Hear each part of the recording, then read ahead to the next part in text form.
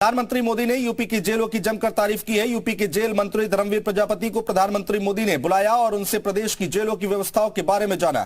जी UP Uttarakhand से खास बातचीत में धर्मवीर प्रजापति ने बताया कि यह बड़ी सौभाग्य की बात है। खुद प्रधानमंत्री की तरफ से उनके पास फोन आया, उनसे मुलाकात करके यूपी की जेलों के बारे में जानकारी ली। और वहीं निकाय चुनाव में आरक्षण को लेकर विपक्ष के आरोपों पर उन्होंने कहा कि भारतीय जनता पार्टी सबका साथ सबका विकास की बात करती है, सभी वर्गों को साथ लेकर चलने वाली पार्टी है। विपक्ष के पास कोई मुद्दा नहीं है, इसलिए सिर्फ जातिवाद की राजनीति करते हैं।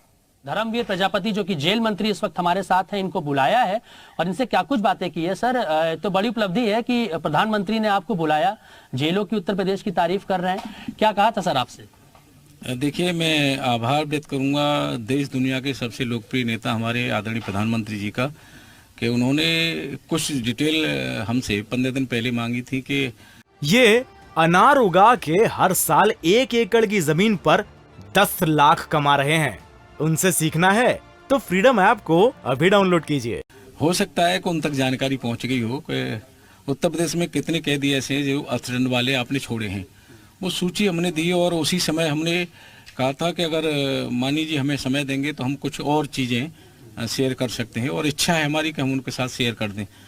तो बस 24 तारीख में फ़ोन आ जाता है शाम को 7 बजे कि आप 26 तारीख मिल सकते हैं क्या।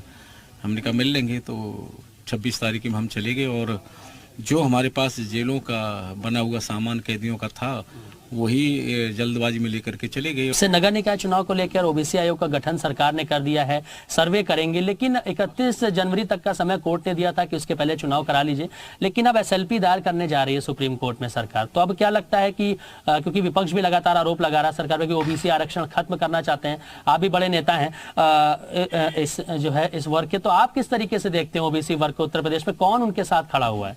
देखिए, सही बात तो ये है कि हमारे चाहे केंद्रीय में हमारे शीर्ष नेतृत्व हो चाहे हमारा प्रदेश का, हम सभी वर्गों को साथ लेकर के चले हैं। मैं स्वयं ओबीसी से आता हूं और पार्टी ने मुझे चुनाव नहीं लड़ाया। अगर पार्टी ओबीसी पर ध्यान नहीं देती तो मुझे बिना चुनाव लड़ाए पार्टी पहले आयोग का अध्यक्ष बनाया, एक बोर्ड का अध्यक्ष बनाया, उसके बाद में फिर एमएलसी बनाया, उसके बाद पिछली सरकार में राज्य मंत्री बनाया, अब इस सरकार में बनते ही सरकार स्वतंत्र प्रभार दिया। तो ऐसा नहीं है कि हम ओबीसी की अपेक्षा है। मैं स्वयं प्रमाण हूँ, हमारे डिप्टी सीएम ओबीसी से आते हैं, तमाम नेता हमारे ओबीसी के हैं। ऐसा नहीं है, विपक्ष के पास कुछ बचा नहीं है। तो विपक्ष की ये बातें मैं मानता हूं कि ये अनार उगा के हर साल 1 एकड़ की जमीन पर 10 लाख कमा रहे हैं। उनसे सीखना है तो फ्रीडम ऐप को अभी डाउनलोड कीजिए।